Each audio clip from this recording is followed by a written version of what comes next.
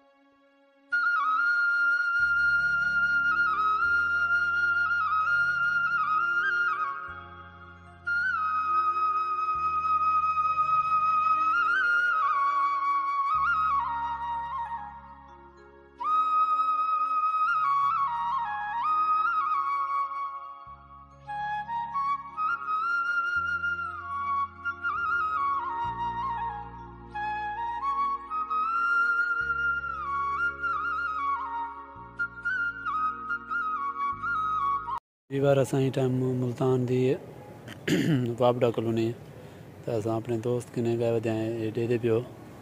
तो असां बाकी तो कॉलोनी दिखाई है, तो खुद डिठी है, तो बहुत खूबसूरत और शाम थी गई है, मगरब थी मन पै गई असां ही खातर। तो कोई वीडियो न से दिखा सके, सरी वीडियो के नाल